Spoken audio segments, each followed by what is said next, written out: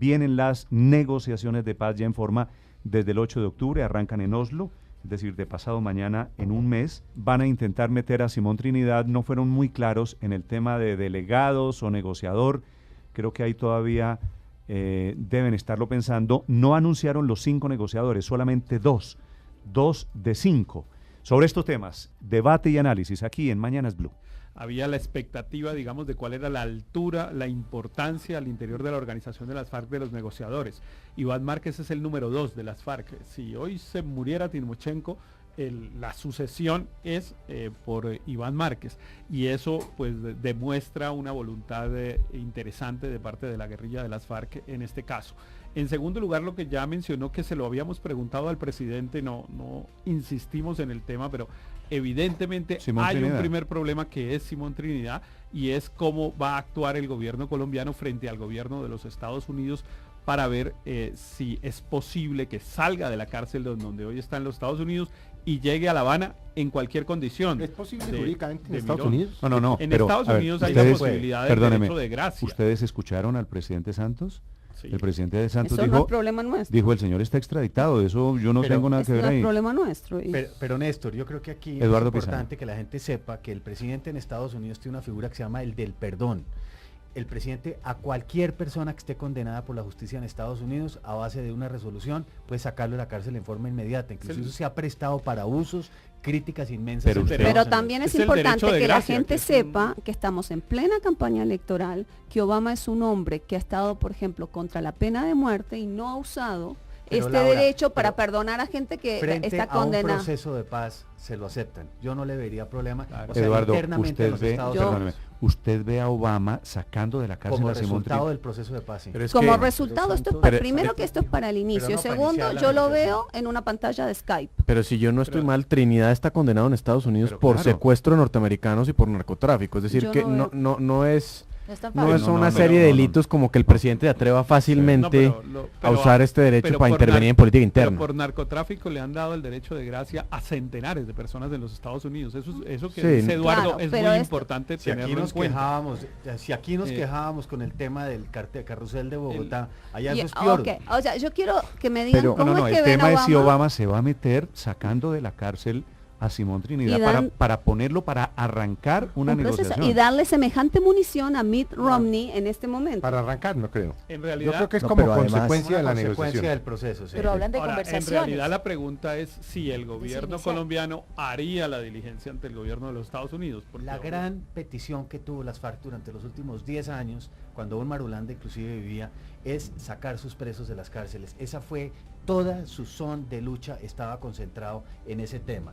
Ellos van a dar una lucha tremenda alrededor de esto, no solamente para traer los que se han extraditado, sino obviamente para sacar de las cárceles a quienes están condenados o detenidos por ser miembros Yo del no grupo creo armado. que esta FARC que acabamos de escuchar vayan a frustrar el inicio de las negociaciones el 8 de octubre porque no tienen a Simón Trinidad. Lo repito, Trinidad estará con una pantalla de Skype que creo que es lo que le podrá permitir un juez en Estados No, Unidos. de acuerdo, pero a lo que voy yo es como la consecuencia la va a figura salir. de Simón Trinidad preso resultaría inaceptable para la guerra. Pero Héctor, yo veo... Ah, por- pero entonces usted está diciendo que no inicia el proceso porque No, no, yo no estoy van a diciendo tener a eso. Trinidad. Laura, ya. pero y Héctor, yo lo que veo, por lo que no nos vamos a levantar, ¿cuántos son los suficientes como para llegar aquí a este procesito? Si llegan vivos, O sea, porque yo ya lo que están un los poco veo es envejecidos, ¿no? muy derrotados, muy entregados. Sí, pero yo mencionaría otro tema, Felipe, de lo que se dijo hoy. El otro tema importante que también ya lo mencionó Laura, y es que dijeron que iban a poner como tema primero Pero- el tema del cese. Pero perdone un segundo. Un segundo. Por eso, pero el cese A de ver, fuego, ya voy. eso Ya es voy. derrota. Héctor, para no, ir, al revés. espéreme, El cese Héctor, del fuego siempre para ir lo por ha- partes. Es que dice Felipe Zuleta, estas son unas FARC derrotadas, son unas FARC muy amilanadas, lo que estamos viendo y que está despertando cierto entusiasmo por un lado, pero también ciertas reservas. Es decir, de esto tan bueno si dan tanto, todos están de acuerdo en que estas FARC están entregándose muy rápido.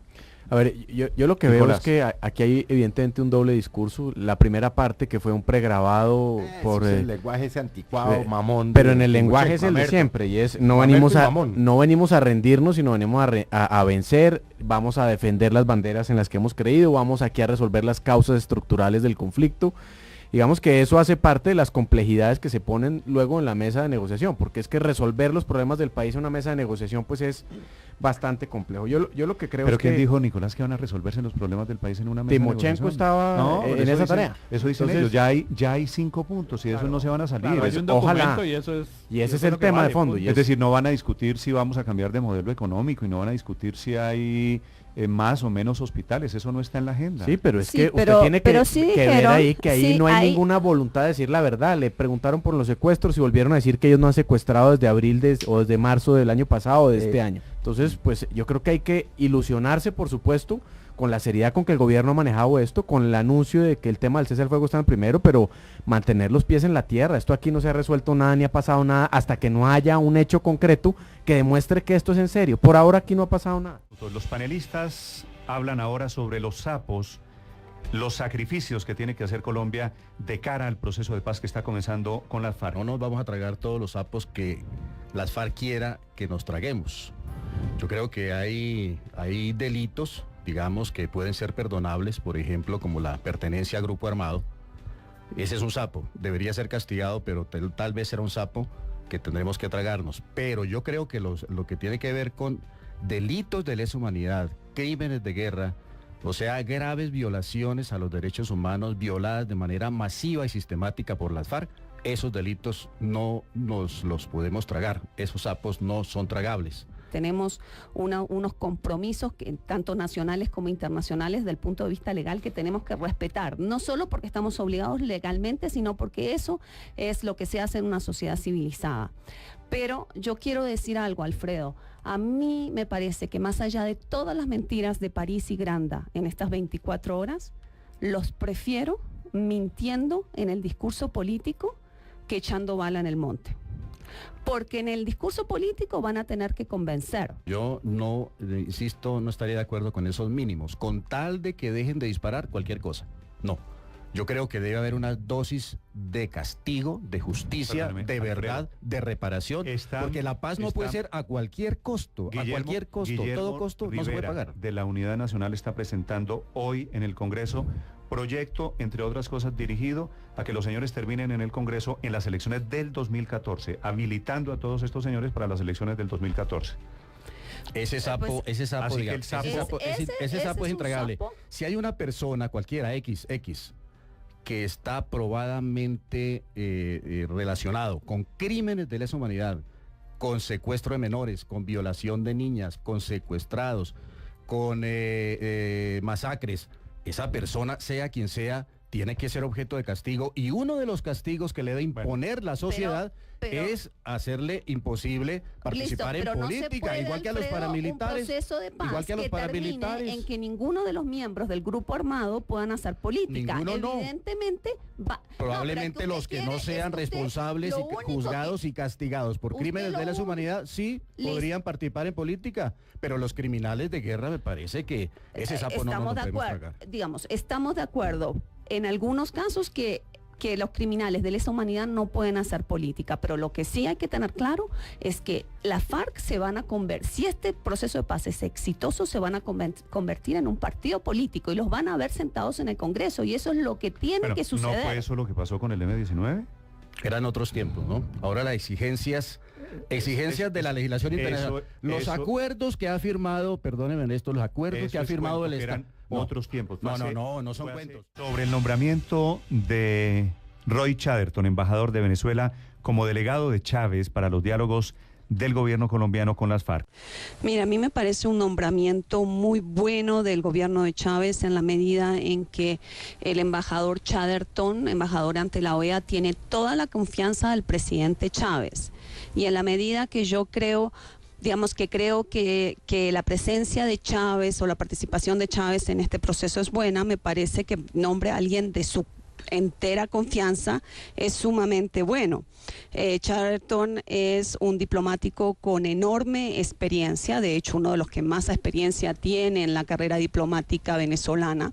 Fue ministro de Relaciones Exteriores y Chávez conoce Colombia porque fue embajador aquí 2001-2002 y Chatterton conoce a las FARC.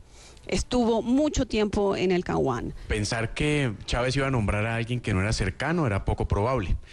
Pensar que Chávez iba a nombrar a alguien que no fuera cercano a las FARC era difícil, entre otras cosas porque la mayoría de los hombres de confianza de Chávez pues son cercanos a las FARC.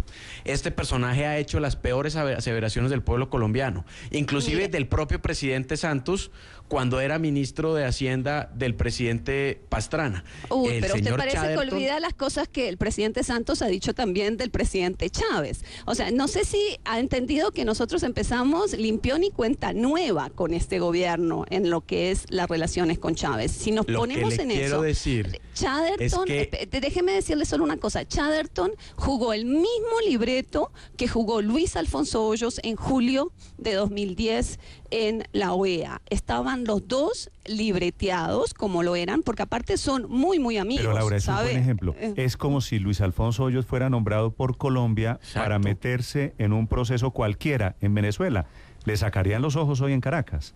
Es absolutamente inaceptable que un tipo de estas características, que además no conoce Colombia como dice que conoce Colombia, aquí estuvo un año y se la pasó más metido en el Caguán que haciendo tareas por aumentar y mejorar el comercio bilateral. Entonces tampoco es que tengamos al colombianista más experto en Venezuela. Es decir, que él no haya hecho una gestión como usted quiere, no quiere decir que no conozca Colombia. Y de hecho tiene familia colombiana, su abuelo era colombiano y ha construido una relación de amistad justamente, por ejemplo, con Luis Alfonso Hoyos. Con las FARC. Sobre Tania Nigmayer, que es una extranjera en las filas de las FARC, una extranjera que hará parte del equipo de negociación del gobierno colombiano. ¿Cuál es la opinión sobre esta jugada de las FARC? Sobre lo que significa que una holandesa que llegó a Colombia hace 14 años largos esté sentada ahora en el equipo de representantes de las FARC en Oslo y en La Habana. A ver, Néstor, a mí francamente me parece un despropósito. Yo la verdad veo con preocupación algunas de estas actuaciones de las FARC en donde lo único que queda claro es el interés que tienen por convertir este escenario de paz en una oportunidad para sacar una ventaja estratégica.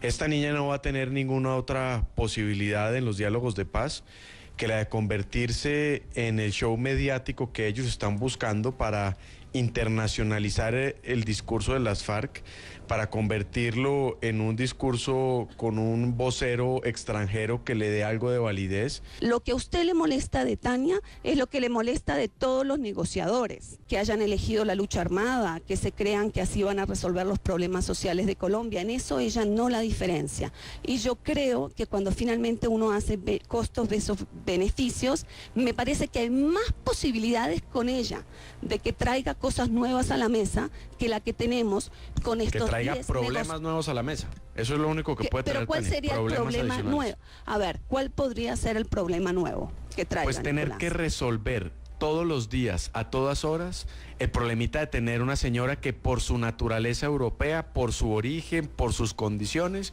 se convierta en una vocera de las ideas de las FARC en temas que nada tienen que ver con la negociación y el proceso de paz. Ese es un problema que legitima el discurso de la guerrilla y es un problema que se manifiesta luego en la mesa. El discurso de la guerrilla, una europea ya. Hay cierta legitimidad solamente acercarse a la mesa, no es Tania que lo agrava. Y yo, francamente, Nicolás, no creo que la cara de Tania opaque las atrocidades que ha cometido la FARC. No creo que eso sea así, me parece una ilusión, me parece Vamos a ver en los próximos días cuántas y en qué medida y en qué dimensiones van a ser las apariciones de esta mujer en los medios de comunicación. Pastorcitos mentirosos es lo que ha dicho el general Nava, refiriéndose a ataques de la guerrilla en las últimas horas, a pesar de que en teoría estamos en tregua.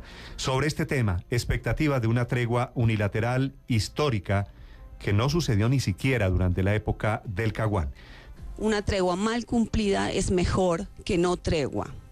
Todas las treguas, incluso las más mal cumplidas en las experiencias internacionales, han servido para reducir la violencia. Y la reducción de la violencia es importante en la mesa de negociación. Esto sirve para medir el compromiso de la FARC en la mesa. Vamos a ver qué capacidad de unificación tienen, qué capacidad de mando, y si lo de la tregua significa que se va a respetar en algunas zonas del país y en otras no, porque hay frentes que están opuestos. Yo lo que veo aquí es todo beneficio para el país. país. No veo pérdida. Lo que dice Laura, todo es amor, todo es confianza, todo es el resultado de básicamente un cumplimiento de la palabra empeñada de las FARC durante tantos años, cuando lamentablemente es todo lo contrario. Es evidente que no el anuncio, sino el cumplimiento de una tregua, lo que significa es reducción de la violencia. Pero lamentablemente, y apenas con 4 o 5 horas de haber sido denunciada, las FARC incumplieron su palabra y empezaron a cometer actos terroristas, aquellos a los que nos tienen acostumbrados hace más de 4 décadas. Habrá que esperar sin duda, Laura, pero a mí me parece ingenuo, me parece elemental creer que uno debe sospechar de la palabra de las FARC, que lo único que han hecho en tantos años es matar, masacrar y acabar con las ilusiones del pueblo. Ahí hay cierto escepticismo, Laura, que es lógico y que es natural también. Claro, No es puede lógico, pretender pero que aquí encuentro entonces les vayamos a creer. desconcertante que no se presente el anuncio de una tregua unilateral como un triunfo ya de la mesa de negociación, y es más, como un triunfo del gobierno. Se presenta Pero, más Laura, bien como una derrota. ¿no has visto las noticias? Mira cómo lo está hablando, cómo lo está presentando usted. Mire, todas las treguas, es que veamos un poco las experiencias. Todas las treguas tienen violaciones. Yo sé que las FARC, no me lo tiene que decir, que las FARC no son unas ovejitas inocentes. Yo lo sé, pero veamos de aquí a un tiempo cuántas violaciones hay. Y le apuesto que por violaciones que haya, va a haber reducción de la violencia. Y es más, Nicolás, vamos a poder medir el aceite de la FARC, el compromiso con la mesa. Vamos a poder saber desde ya Ojalá, si Laura, vale la pena ojalá que tengas extenderse o razón. no en esto. Y no te toque tragarte tus palabras en unos días, porque lo que vamos a ver aquí es el incumplimiento sistemático de las FARC. El primer acuerdo de gobierno y FARC para realizar un foro sobre tierras, que es el primer mecanismo de participación de la sociedad civil. El hecho de que se haya decidido que no va a haber representación guerrillera, creo que deja que se haga un foro tranquilo en que las distintas expresiones de la sociedad pues digan lo que piensan sobre el tema y les sirva de insumos a la negociación. Pero exactamente, Héctor, el problema es ese. Si el gobierno no está, ¿quién va a controlar esas mesas? ¿Quién se va a personar de esas mesas? Es que ya conocemos varias organizaciones que han venido trabajando de la mano de las FARC en todo Colombia, y yo me imagino que esas son las mismas que van a estar presidiendo esas mesas. Entonces, ¿cuál representatividad? Resulta que van a escoger... Paloma.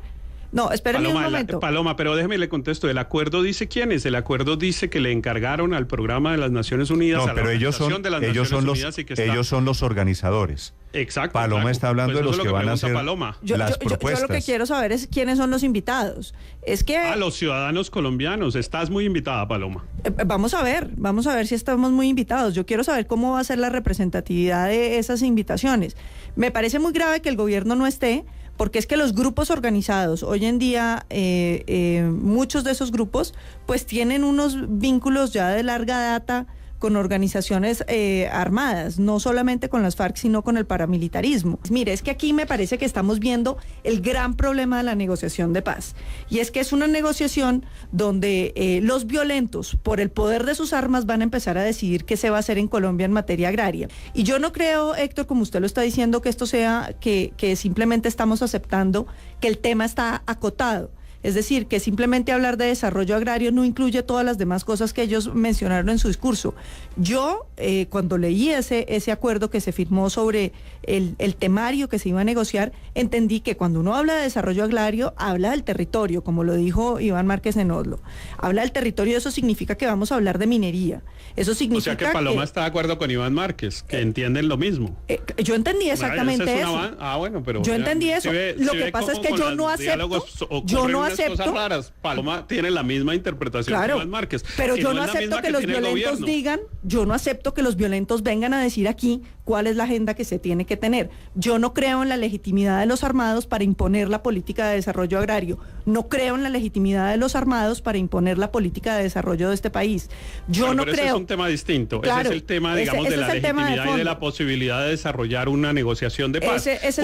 Cuando la sociedad colombiana, representada por su gobierno, asumió la posibilidad de adelantar un acuerdo con la guerrilla de las FARC, le reconoció una legitimidad sin duda, que pues Paloma se niega a reconocerle y tiene derecho a ello, pero pues evidentemente cuando uno adelanta un proceso de negociación le está reconociendo legitimidad al otro, entiende que el otro tiene algo que decir y que sus argumentos merecen ser escuchados, porque si no, no se sienta con ellos, simplemente estaríamos o en la rendición o los seguimos persiguiendo en el monte hasta cuando o los matemos o los logremos poner a buen recaudo de la justicia, y ese no es el camino que se escogió el otro. Iván Márquez, el jefe negociador de la guerrilla en los diálogos de paz de La Habana, ha propuesto una tregua bilateral. Laura, ¿a usted le gusta la idea de la tregua bilateral?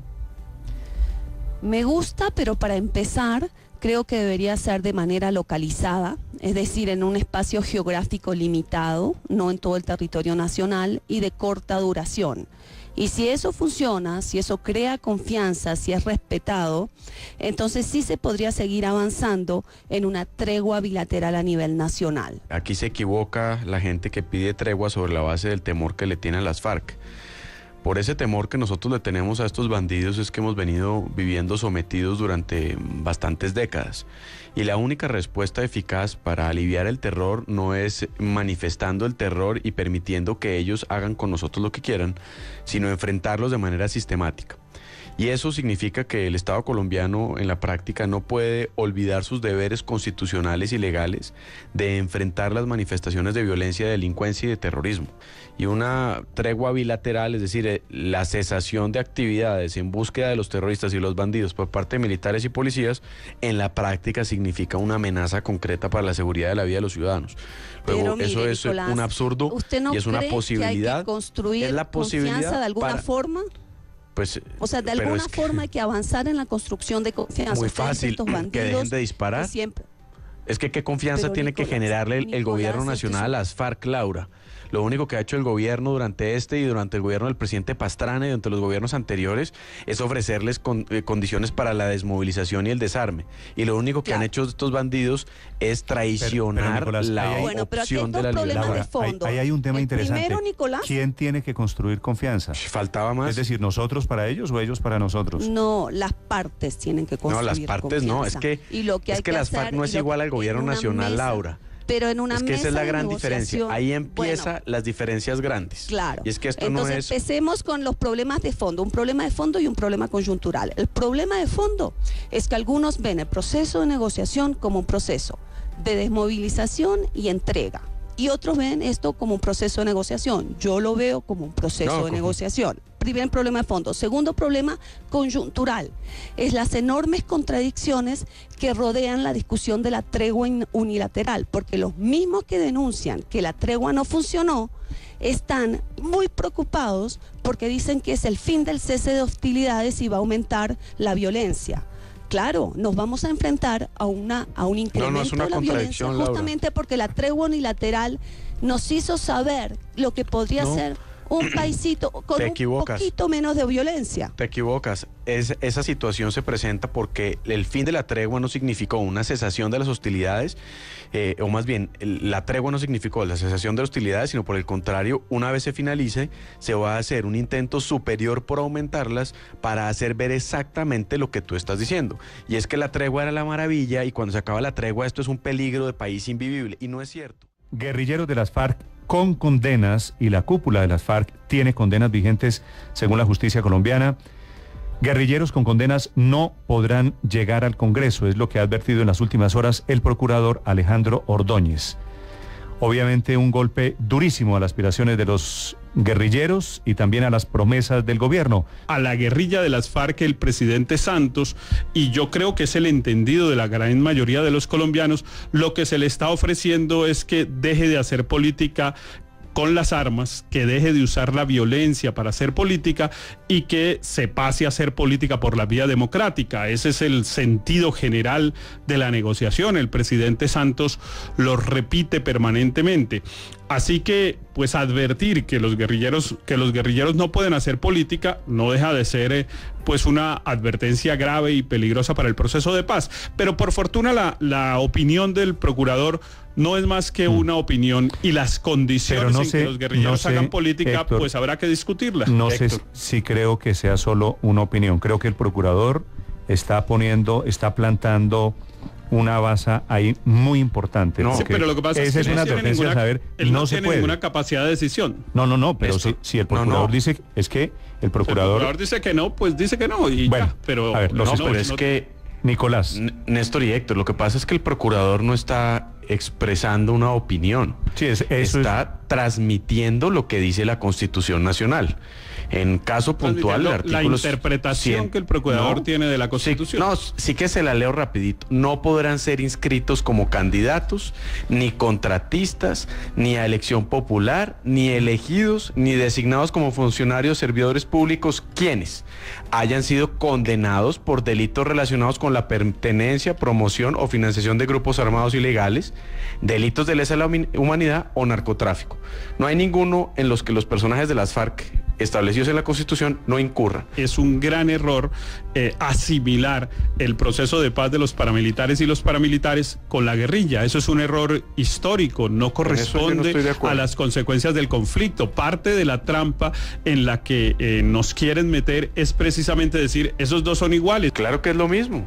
Es decir, yo no veo ninguna diferencia entre las cadenas de narcotráfico de los paras y los de la guerrilla. No veo ninguna diferencia entre Bojayá y el uso de motosierras entre los paramilitares y la guerrilla. En efecto, ninguno tiene ideología política. Uno dijo que había combatido el Estado, el otro dijo que lo había protegido de los guerrilleros. Y en esencia lo único que son una banda de narcotraficantes y terroristas que quieren doblegar al Estado para buscar sus propósitos y hoy buscar una manera de someterse. Esa es la única perspectiva de lo que existe hoy en Colombia.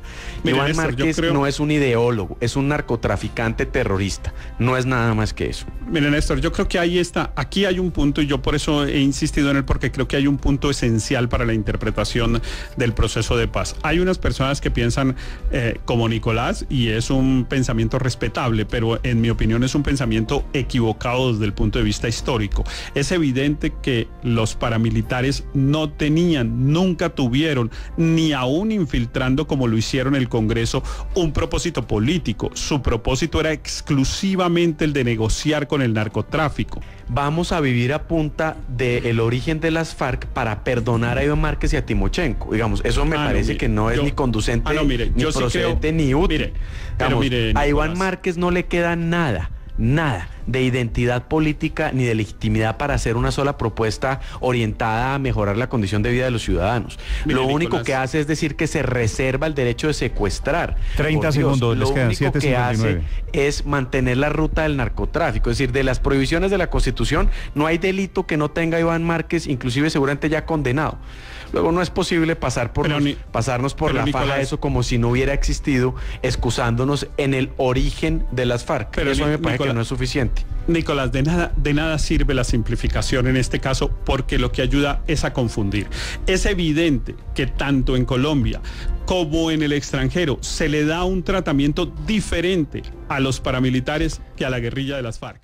Esta marcha tenía una convocatoria más o menos menor. Era una marcha de movimientos de izquierda, de la Marcha por la Paz, de un sector de el viejo M19, de partidos políticos de izquierda, y anuncia el gobierno, el presidente Santos, que el gobierno se suma a esa marcha por el proceso de paz. Es una contramarcha frente a la marcha del 4 de febrero de 2008.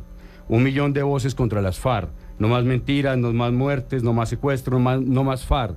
Dijeron 14 millones de colombianos. Hoy quiere el presidente Santos y las FARC, Piedad Córdoba y Gustavo Petro, con lo cual se completa el cuadro, 1 millón de voces a favor de un proceso que legitima a las FARC como un actor político y que les da impunidad a los crímenes atroces. La verdad es que la perorata de Rafael me parece que se estuviera diciendo por allá en el año 2008, 2009, es decir, como si el mundo se hubiera parado hace 4 o 5 años, y resulta que los procesos sociales y los procesos políticos tienen dinámicas, y claro, la principal dinámica que ha tenido este conflicto, que entre otras cosas a mi modo de ver es el resultado del éxito de la política de seguridad democrática que se adelantó en el gobierno del presidente Uribe, es que esa ofensiva militar para tratar de desequilibrar el conflicto tenía un propósito, que era llevarlo a una mesa de negociación. Por fortuna hay coincidencia entre el gobierno y la guerrilla de las FARC, que son los que están conversando en La Habana, de defender la mesa de negociación. Esa es una noticia positiva para los colombianos. Lo malo sería que alguna de las dos partes estuviera tratando de entorpecerla. Como lo dice Rafael Héctor, suena para los oyentes como si el gobierno fuera el socio, el cómplice de las FARC en el tema de la marcha. En este caso no hay ninguna duda. Es lo que Héctor Riveros habla de coincidencia. Héctor diplomáticamente lo que dice es que es coincidencia. Felipe, vamos a recapitular las noticias que nos dio el ministro de la Defensa. Una de las más importantes es que las FARC no hay posibilidades de que entren al ejército. Que ya había algunas voces en Colombia, citando ejemplos internacionales, que decían los hombres de la guerrilla que se acojan al proceso de paz, que se sometan al Estado colombiano, podrían terminar en filas del ejército. El ministro dice no, guardabosques u otras cositas, pero en el ejército no hay ninguna posibilidad. Que hay que hacer un plan de desmovilización serio, que no puede ser pues una platica y que se queden ahí, que eso tiene que ser un propósito nacional. Es decir, acogemos los 7.800 que están en armas y los ponemos a hacer cosas serias y que garantice que puedan vivir.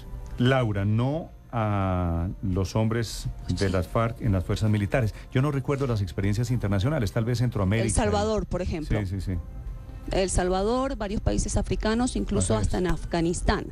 Ahora, a mí me parece sensato por una razón, es que este ejército en un posconflicto va a tocar achicarlo, no agrandarlo, y ya va a ser un problema qué hacer con un ejército tan grande.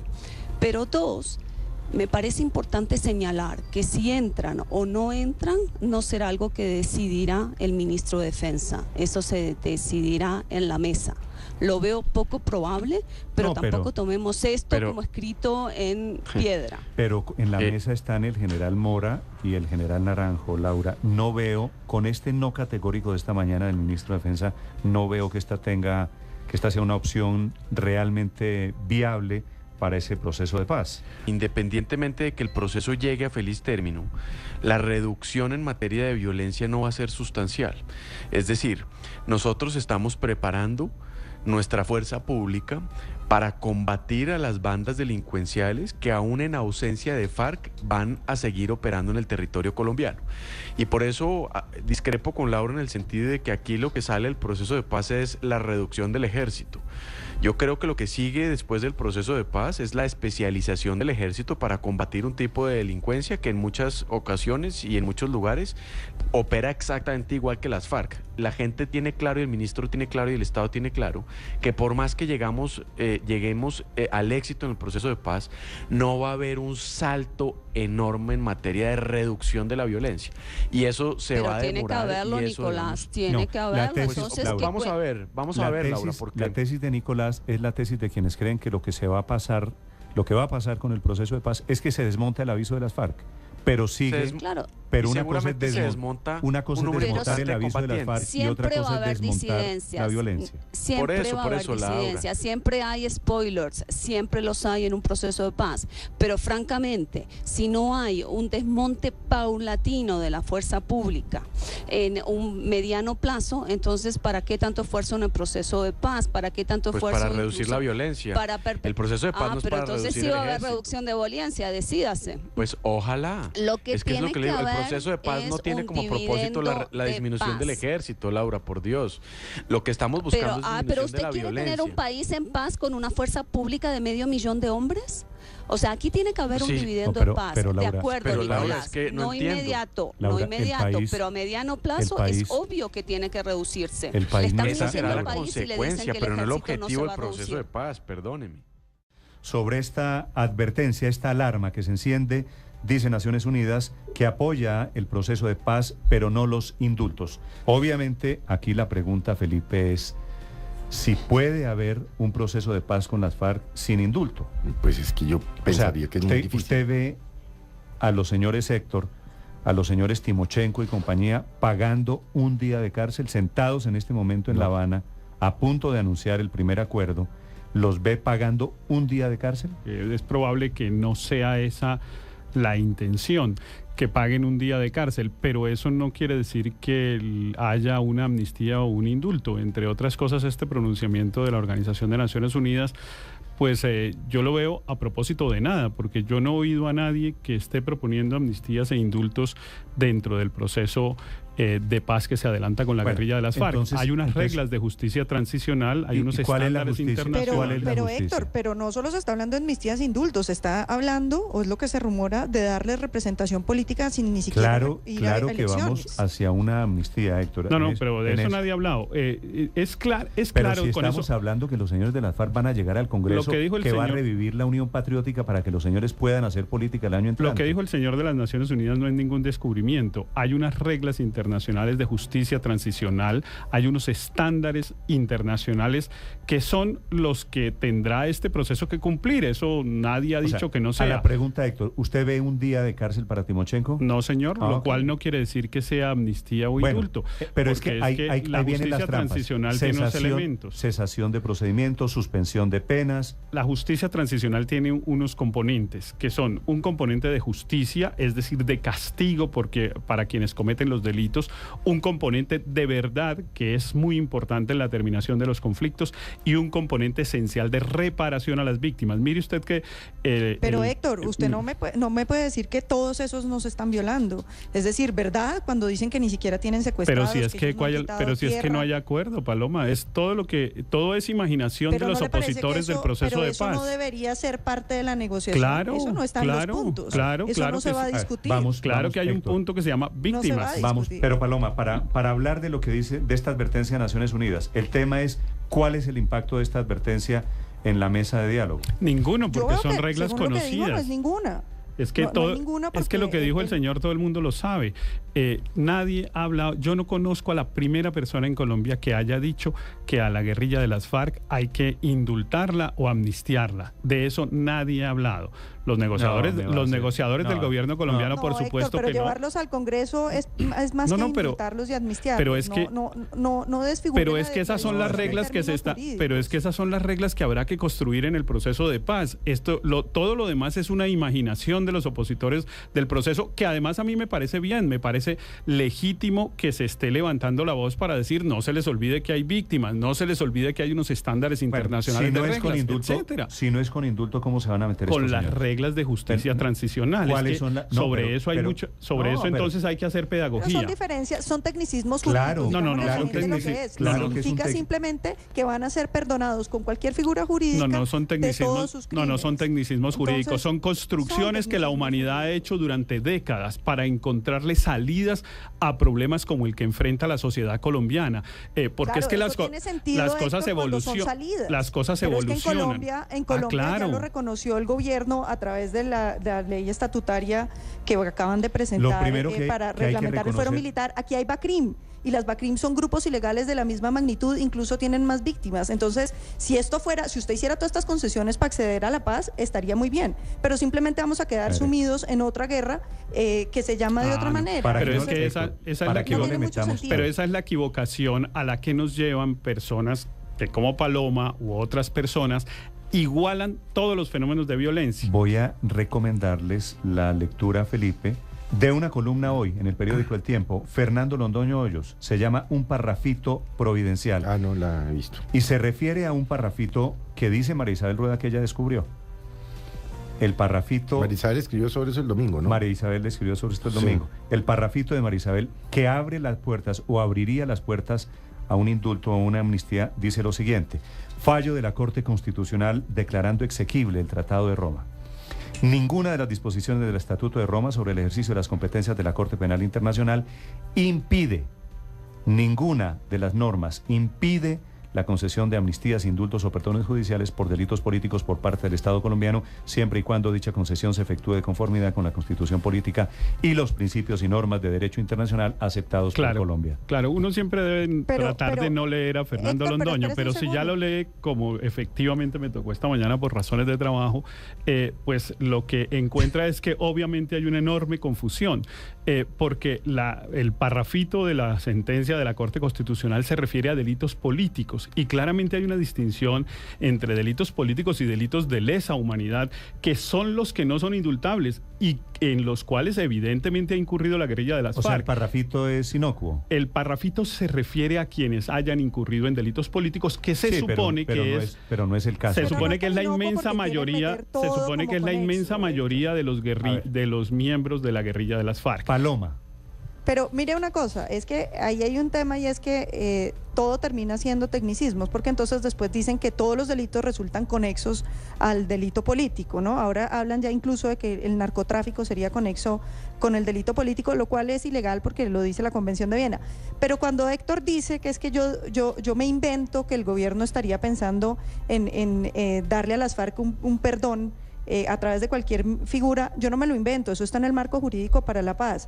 Si usted lee lo que consagró el Congreso de la República, presentado por el presidente de la República ante el Congreso, lo que dice es que los delitos de lesa humanidad se van a investigar las cabezas y que se fijará a través de la ley estatutaria los mecanismos mediante los cuales se va a hacer la suspensión de la ejecución de la pena o la aplicación de sanciones extrajudiciales, las penas alternativas o las modalidades distintas para la ejecución de la pena. Es decir, lo que dice ahí es que no va a haber nada, eso es lo que va a haber. Héctor, lo que dice Paloma, mire, Laura, un segundo. Lo que dice Paloma es, camina como pato, se mueve como pato, pone huevos de pato. Lo que pasa es que es un pato. Lo que pasa es que Paloma no distingue entre los conceptos, digamos, que son ya anticuados y los de la justicia transicional. Eso es lo que no distingue. Esta ley la diseñó el gobierno a la medida del proceso de paz. Claro, eso se llama, Héctor, pero es que es ley, el marco jurídico para la paz, ley del año pasado en Colombia.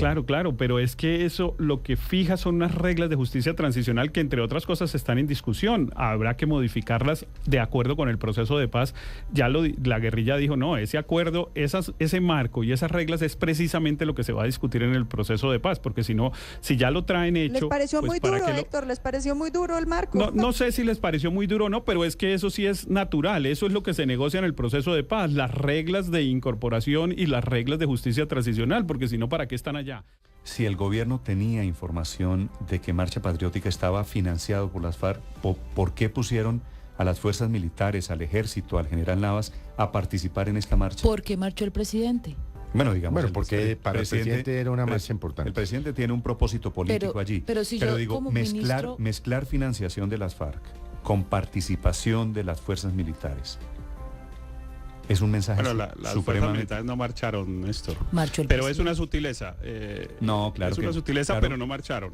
Héctor, bueno, participaron, arrancaron. Sí, estuvieron en un acto de homenaje a las víctimas de los soldados víctimas de la guerrilla, pero sí es una sutileza. Estoy de acuerdo con usted en que el mensaje es bastante confuso y las declaraciones del ministro realmente le hacen un muy flaco favor al gobierno. Si yo fuera miembro de las FARC, Héctor, estaría muerto de la risa, porque financié una marcha y vi al fiscal, al ministro de Defensa, al general Navas, 5.000 hombres que pusieron allí para arrancar este gran acto, un acto simbólico, 5.000 uniformados en la marcha que yo financié desde la ilegalidad. Pues eso sí es... Sí, pero muertos de la risa deben estar. Pero aún si fuera así, la marcha no, ese mensaje no es tan malo. Yo insisto mucho en que entre más estén los distintos en la marcha más se justifica, porque precisamente de eso se trata el proceso de paz. No se trataba de que marcháramos, por ejemplo, contra las FARC. En eso no consistía, esa marcha ya pasó, esa marcha fue hace unos años y marchamos todos.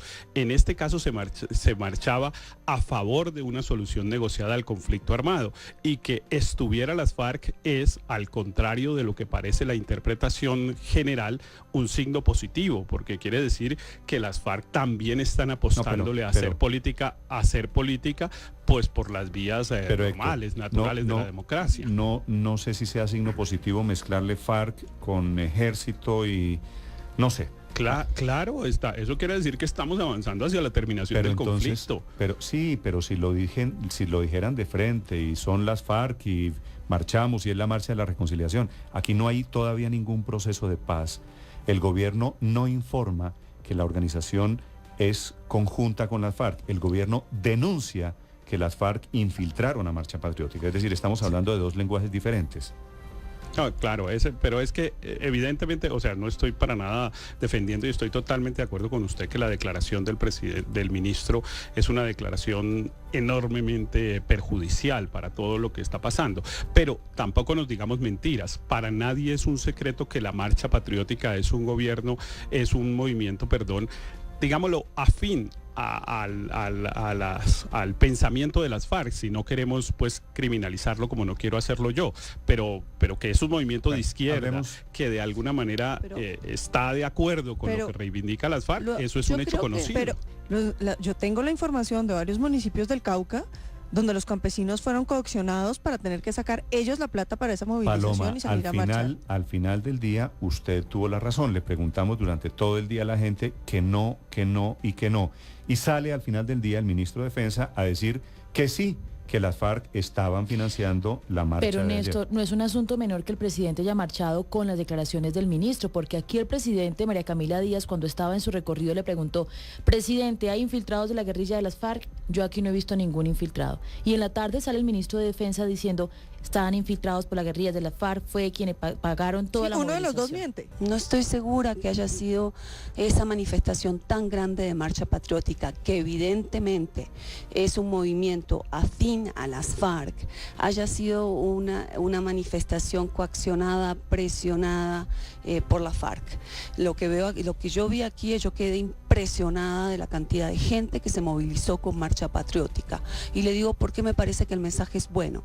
El mensaje es bueno porque se empieza a discutir la participación política en La Habana, y el mensaje que le tiene que llegar a la FARC es que tienen que tener un lugar donde aterrizar. Este es un choque, Felipe, de ¿qué será? ¿De trenes, de locomotoras? La locomotora de La Paz. De estrellas. Me pregunta un oyente si el procurador va a aceptar el debate, y yo supongo que sí, si este será un debate de abogados o es un debate de ideólogos, de posiciones ideológicas. Si es un debate... Tiene que ser un debate de abogados. Sí, de abogados. Pero yo no creo que haya una diferencia muy grande. Todas las posiciones jurídicas todas las posiciones políticas se pueden defender jurídicamente. Esa es la gracia del derecho. Todas las decisiones son intrínsecamente políticas. Usted piensa de una manera y dice, y bueno, las normas que me apoyan son estas. Claro. Recuérdese el famoso dicho: entre abogados, la maldición gitana, entre abogados te veas, ¿no? Pero va a ser un debate muy interesante porque los dos son muy sólidos. ¿Usted sí cree que el procurador lo acepta? Yo creo que el procurador lo acepta. Sería muy interesante. Yo creo que el procurador lo acepta, y creo que se van a ver las caras, y creo que ese es un debate de extraños en el sentido de que ninguno de los dos está involucrado directamente en el proceso de paz, pero va a resumir las posiciones del país alrededor de ese proceso de paz. Pero fíjese, Néstor, que yo sí quería decir lo siguiente: se ha dicho que es que los uribistas somos unos exagerados y que empezamos a hablar de impunidad, o que los uribistas decían eso y que eso era pues totalmente en contra, y que quienes venimos criticando el proceso de paz nos habíamos inventado el tema de la impunidad, porque eso no era cierto. Habíamos dicho que estaba el marco jurídico para la paz, pero además en el discurso siempre se veían esos elementos que hablaban no solamente de la sustitución de las penas, sino una frase terrible que dijo el fiscal ayer, el 9, que fue que los miembros de las FARC del secretariado no tienen condena y que entonces pueden hacer política. Una cosa es la ineficiencia de la fiscalía y la incapacidad de la fiscalía de llevar las investigaciones, y otra que no hayan cometido delitos de lesa humanidad.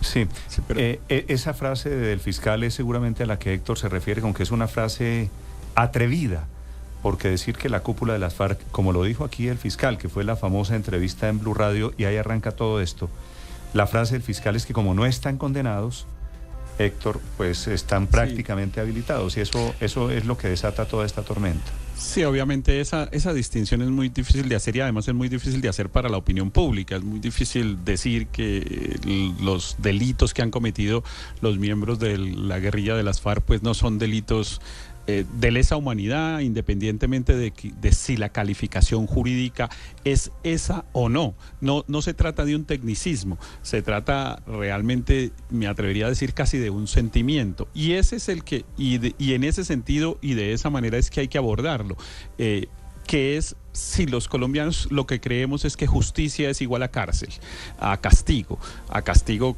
con restricción de la libertad. Si creemos que esas dos palabras son sinónimas, que justicia es igual a cárcel, pues bueno, eso es una interpretación. Evidentemente el mundo ha elaborado doctrinas alrededor de la justicia restaurativa, de cómo hay otras maneras de hacer valer el principio y el derecho de la justicia. Sí, la pregunta que ha hecho el procurador sobre eso, Héctor, es clara. ¿Es posible que los señores de las FARC regresen a la civilidad sin pagar un día de cárcel? ¿Uno? Pues eso es lo que tenemos que discutir. Lo quedamos tranquilos y se van un día y ya respiramos tranquilos. Eso me parece que es, y lo digo no solamente en el caso de las FARC. Yo, por ejemplo, lo he dicho aquí aquí una vez me regañaron porque lo dije en el caso del señor Colmenares, y a mí me produce un poco de angustia la manera de expresar el dolor de esa familia por la muerte de su hijo, que pareciera que recuperaran como la tranquilidad si logran encontrar algún culpable, Héctor, que esté en la cárcel. Pero es lógico, ese es el sentido de la justicia. Héctor, la venganza. No, esa no es la venganza. Mire, yo creo que hay mucha diferencia entre la venganza y el ejercicio del derecho. Precisamente cuando se suspende la autocomposición, la venganza, y se pasa a la institucionalidad del castigo a través de la justicia, se rompe el sentido de la venganza, se crea el sentido de la justicia, del Estado de Derecho, la aplicación de la ley es el derecho. La tesis de Héctor es peligrosísima, porque sería: acabemos el sistema penal actual, cerremos las cárceles y nos inventamos la justicia. Que no es eso que usted pida que castiguen un crimen es venganza. La justicia restaurativa está inventada hace rato.